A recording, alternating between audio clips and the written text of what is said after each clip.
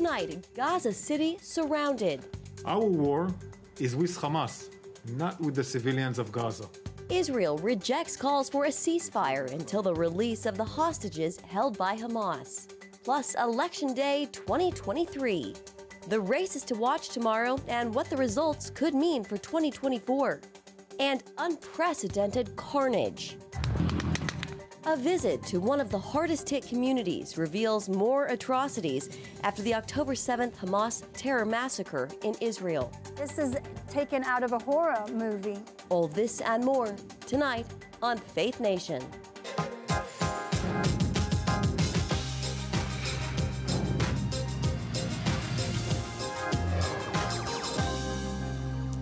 A humanitarian crisis in Gaza as Israel weeds out Hamas terrorists. Good evening in Washington, I'm Jenna Browder. The Gaza Strip has been split in half. Israeli defense forces surrounding Gaza City, effectively cutting the Palestinian territory into north and south sections. The IDF calls the latest ground movement a significant stage in its war against Hamas. It comes as connectivity in Gaza has again been cut off. Internet and phone service spotty at best. As airstrikes continue, the Gaza Health Ministry, controlled by Hamas, reports more than 10,000 people have died there, including thousands of children. Wrapping up a diplomatic tour of the Middle East, Secretary of State Antony Blinken said today that more aid is on its way to the Gaza Strip. We know the deep concern here for the terrible toll that Gaza is taking on Palestinians, on men, women, and children in Gaza, innocent civilians. A concern that we share and that we're working on every single day.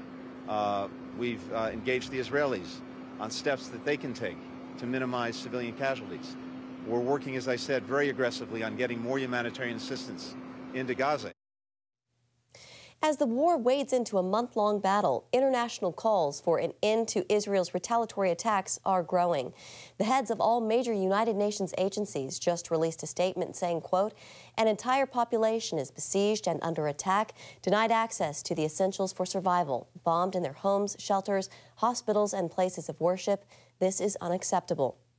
Israel, though, is not backing down, saying the Jewish state has the right to defend itself against Hamas's terror attacks. Meanwhile, the Rafah border reopened today to let more foreign passport holders and injured Palestinians escape from Gaza into Egypt. Well, as Israel's war intensifies, a deep division is emerging between supporters of Israelis and Palestinians. A generational divide. Recent polling shows older people tend to back Israel, while the young tend to stand with the Palestinians. We're seeing massive anti-Israel protests popping up around the world. And as Brody Carter reports from one in Washington, some organizers are using digital platforms to amplify the hatred in this age division. Free, free Palestine! Free, free Palestine! These protests are gaining strength as the Israel-Hamas war deepens. Pro-Palestinian movements like this have been sprouting up all over the world. Here at the March on Washington, there's upwards of 30,000 people here. That's according to a permit from the National Park Service. And their main call is to free Palestine. Free, free Palestine! We are an opponent of the political ideology of Zionism, which we view as a racist ideology that aims to justify the expulsion of indigenous people from their land, in this case, the Palestinian people. Walter Smilarek with Answer Coalition helped coordinate the event. Still, a Harvard Caps-Harris poll led by pollster Mark Penn shows an 84% majority of Americans support Israel over Hamas. Penn found a growing divide of support between generations. As 95% of those over 65 supported Israel, and only 52% of those 18 to 24 supported Israel. I think the younger generation in 18 to 24 is likely to not to have been to Israel. They weren't even here for 9/11, not to have a set of personal experiences related to terrorism, and to be more susceptible to information that they hear online instead. Social media experts go as far as labeling younger generations as digital natives because they get most of their news on social media, which has fewer safeguards on misinformation and bad actors manipulating public opinion. Media shapes consciousness, and consciousness shapes culture. Kinchlow sees platforms like Facebook, Instagram, and especially TikTok as digital battlegrounds vying for public opinion. And so now you have this whole generation of kids. That's what they're used to when it comes to taking in news. They don't go fact check. They don't take another person's opinion. Another major concern is Penn's polling data shows 16% of Americans side with Hamas terrorists. And I think it's unjust and unfair to make this about Hamas every single time. You would have thought that a terrorist attack against innocent civilians would engender sympathy for Israel, but somehow it seems to have weirdly stirred up a pot of anti-Semitism, at least in some areas and with some communities. This is why Penn sees the greatest threat to America from this great divide being the anti-Semitism and violence that follows on both sides. Reporting in Washington, D.C., Brody Carter, CBN News. Thank you, Brody. And for more on this, we're joined by Scott Phillips, Executive Director of Passages Israel, a group that each year helps to send hundreds of college students to Israel to learn about the Jewish people and the culture. Scott, welcome. So we just saw Brody's report there. Some 30,000 people marched in Washington to, quote, free Palestine. What do you make of these pro-Palestinian marches and protests that are really gaining momentum around the world? It's great to be with you. Thank you for having me. I think one of the most concerning things is what's being chanted at these, quote, pro-Palestinian rallies. From the river to the sea, Palestine will be free. I think we all know, if you know Israel's geography, from the river, the Jordan River, to the sea, the Mediterranean, that's all of what is now Israel. So ultimately what this means is wiping out the Jewish state, and that means ultimately killing Jews, because that's really what from the river to the sea means. So I think that's probably one of the most alarming things is this rise in anti-Semitism, which really comes from that. What do you think is causing the rise in this anti-Semitism that we're seeing around the country, but a lot of times on college campuses, Scott? Well, I think it's always been there. I think that it's just been, we definitely know it's always been there. It's just being amplified by what's happening right now in Israel with Hamas's attacks on Israel on October 7th. You know, over 1,500 Israelis just slaughtered and killed so many civilians, children, mothers, you know, women, innocents. And then, of course, Israel's response. We all knew Israel's response would come, doing its very best to avoid civilian casualties. But as we know, Hamas uses civilians as human shields. They put their rocket launchers in schools and youth centers, near children's playgrounds, mosques, hospitals. And so I think, you know, because of Israel's response and because, unfortunately, a lot of innocent people have died, that is actually causing these groups in the U.S. and around the world, you know, to really use this as an opportunity.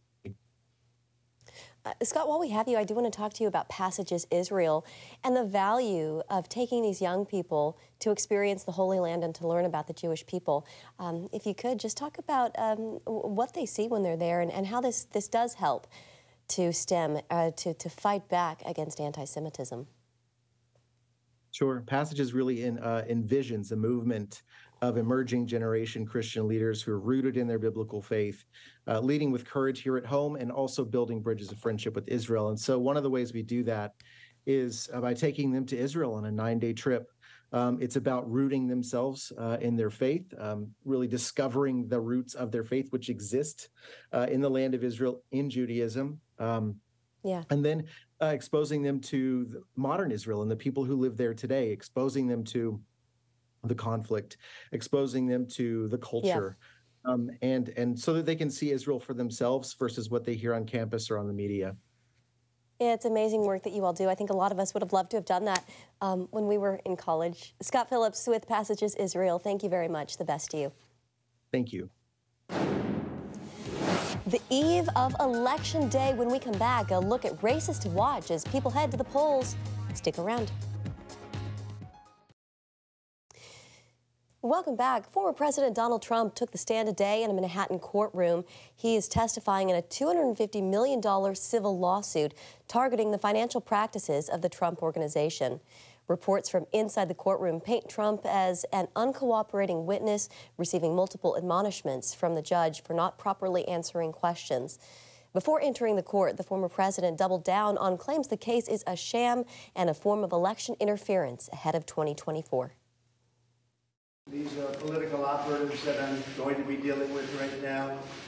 You have a racist attorney general who made some terrible statements, and you'll see some more that came over the wires today. It's a very sad situation for our country. We shouldn't have this. This is for third world countries, and very unfair. It's very unfair. And today marks the first time the former president has testified in one of his many ongoing legal cases. Well, tomorrow marks off-year elections across America, and some state races could have nationwide implications. Some of the key elections to watch: voters in Kentucky and Mississippi will choose their next governors. In Virginia, all 140 seats of the state legislature are up for grabs in races that have garnered outside attention and big-dollar donations. And in Ohio, all eyes are on Issue 1, a ballot measure that could enshrine access to abortion into the state's constitution. Ohio is the only state this year that has an abortion rights question. Both sides are now looking to Ohio, which is a former bellwether state, to determine how the fate of their amendments are going to go going forward. Voters in Ohio will also decide the future of recreational marijuana in the state. And with that, let's bring in Nathan Gonzalez, editor and publisher of Inside Elections and a Faith Nation contributor. Nathan, welcome. So there's a lot at play tomorrow. I know you're watching it all very closely. What races do you find most interesting? I think the big race is the race in Kentucky between a Democratic Governor, Andy Beshear, trying to win re-election in a very red state like Kentucky. The Republican nominee is State Attorney General Daniel Cameron, who has been regarded as an heir apparent to Senator Mitch McConnell when McConnell ends his time in the Senate. But I think it's not just that who's the governor of Kentucky, it's that we're seeing the messages that both parties want to use in 2024. You're seeing Democrats talk about access to abortion. You're seeing Republicans talk about crime. And I think both parties will be looking to this race and other races to see how effective those messages are and how they might want to change those messages heading into a big set of elections in 2024. Yeah. In Ohio, Issue 1, how do you see that breaking? The pro-life movement there seems pretty confident it won't pass. It looks like that the measure will pass, which would be a win for the pro-choice movement. Some of the recent polling makes me a little bit uncomfortable because it doesn't mirror the language of the ballot measure that voters will actually see. But I think it will be big because you add this to measures in Kentucky or measures in Kansas that have been passed in previous years. And the takeaway is that if voters in a red state like Ohio are concerned with too restrictive of measures on abortion, then that could help Democrats in more competitive states or more presidential and Senate battleground states when we get to next November. Yeah, you mentioned how a lot of these races will be bellwethers for 2024. New polling, Nathan, from the New York Times and Siena shows Trump leading Biden in 5 of the 6 battleground states. There's Nevada, Georgia, Arizona, Michigan, and Pennsylvania. We should mention these are likely voters, which are the voters that you want to pay attention to. How significant is this 1 year out, Nathan? Well, the answer, Jenna, is definitely maybe pay attention. Sometimes these forecasts, 4 years ago in 2019, Biden was already had a narrow lead against Trump in key states, and Biden went on to win. But when you go back to 2011, when President Obama was up for re-election, there were stories about, is Obama toast? And he ended up winning re-election. And so I think we just have to wait and see. And there's just a lot of volatility in this presidential race with the kind of the flaws or the baggage that both Trump and Biden are bringing to this election. Yeah, David Axelrod, a former top Obama White House advisor, says this poll will send tremors of doubt through the party. Just 30 seconds left, Nathan, but a final thought. Yeah, I mean, Democrats are aware of Biden's flaws. He's an unpopular incumbent, and he's the oldest president in history with questions about his health moving into a second term. But they realize right now that there isn't a clear alternative, and the best way is a united Democratic Party to try to make sure that Trump doesn't get that second term. All right, Nathan Gonzalez of Inside Elections. Great to have you with us this Monday. Thank you, Nathan. Good to see you, Jenna. You too. The tales of terror nearly a month after Hamas's massacre in Israel. We visit one kibbutz to hear firsthand the horrors that unfolded and how some Christians are helping the community rebuild. While calls for an Israeli ceasefire continue, two world leaders are now rejecting the idea. Former British Prime Minister Boris Johnson and former Australian Prime Minister Scott Morrison visited one kibbutz Sunday. While there, Johnson told reporters as long as Hamas is holding hostages, a ceasefire would be wrong. The kibbutz says they were visiting was one massacred on the day of the terrorist attack on Israel. CBN senior international reporter George Thomas recently joined a group of foreign journalists to tour the community and see Hamas's unprecedented carnage firsthand. A warning, some of the following report is graphic. Israel, land of Israel, has an honor, and the honor is God Almighty. October 5th, 2 days before Hamas would go on their killing spree. Welcome again to Sha'ar HaNegev. You've been here last year, and I hope to see you again next year. More than 600 Christians from 50 countries visited areas in southern Israel close to Gaza's border. Ophir Lipstein, a well-known mayor, welcomed the Christian guests taking a unity tour of the country. I promise to do everything to keep the land of Israel, to keep the land of this area, and build it stronger and stronger. And I'm so happy to see you all from all over the world that come to see this beautiful place.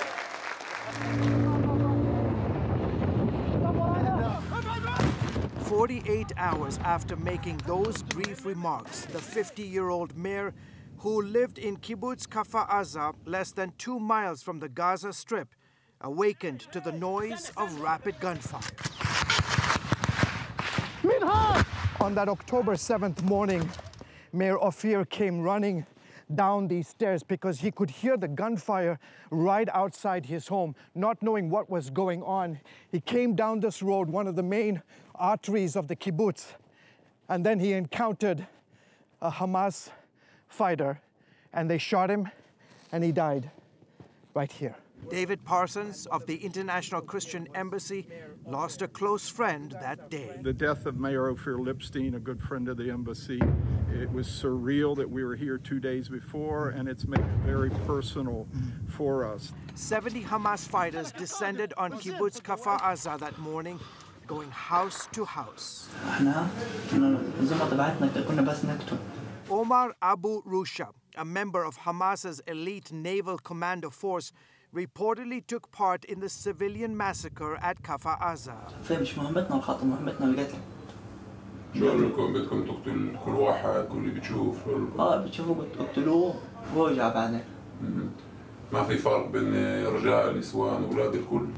This graphic mapping shows the exact locations in the kibbutz where Rusa and his accomplices murdered 58 residents of Kfar Aza, including 40 children. Hamas also took 17 hostages. Radical Muslims like to say they love death, we love life. Yeah, we always say, Golda Meir said it the best, and she said that this war will end when they love their children more than they hate us. Knesset member Sharon Haskell gave CBN News and other media a tour of Kibbutz Kfar Aza almost 4 weeks after the horrific attacks of October 7th. Everything has just kind of frozen in time. Nothing has been touched. Every home here sustaining some level of destruction. Windows blown out, furniture and clothes strewn all over the place. This is taken out of a horror movie, out of a horror scene. Just unbelievable. This is part of a Hamas rocket. Major Diamond of Israel's Defense Forces telling CBN News that once terrorists took over the kibbutz, hundreds of Gazans then broke through the border fence. Clothing that you see scattered here, this wasn't done by IDF. This was done by Hamas. And Gazans just came in here and started to loot the houses and just steal whatever they could. And then there's the smell that still lingers in the air all these many weeks later. The one thing you immediately recognize, you can smell the smell of death here. Blood still splattered on the floor, on the couch, along with hundreds of bullet marks. These seem to be small caliber weapons, bullets, and clearly this was much bigger. The reports are that many of the homes in this kibbutz sustained RPG attacks, and in the situations when Hamas wasn't able to actually get the residents out, they ended up setting them ablaze. Mayor Ophir, like so many of the residents here, had spent years taking numerous initiatives to foster peace between Jews and Palestinians living in Gaza. Many people here in this town who were peace-loving people who looked on how to advance and better the life of Israelis and Palestinians were murdered here in front of their homes with their family members, some of them burned to the ground in these houses. And when Hamas came and did that, they burned and they murdered people with that kind of vision. Parsons, whose Christian organization has helped build more than 200 bomb shelters throughout southern Israel, says despite the ongoing war with Hamas, they are here for the long haul. Look, we're going to stand with these communities and help them rebuild. We've been doing it for over 10 years now with bomb shelters and firefighting equipment and things they need to stay here. It's not going to deter us. We're going to stand with Israel even stronger and help these communities rebuild here along the Gaza border. George Thomas, CBN News, Kibbutz Kfar Aza in southern Israel. Finally tonight, the National Mall is about to get all spruced up for Christmas, and a shining star is officially on its way. The Capitol Christmas tree is heading to Washington, D.C. Each year, a tree is taken from a national forest and shipped off to Washington to serve as the nation's tree on the Capitol grounds. This year, the honor goes to a 63-foot Norway spruce from West Virginia. As it makes its way to D.C., the tree will travel make several stops, including community celebrations and parades. Then in a couple of weeks, once the tree is in place, it will be decorated with thousands of handcrafted ornaments from West Virginians. And we can't wait to see it. Thank you so much for joining us this evening. Have a great night. We'll see you tomorrow.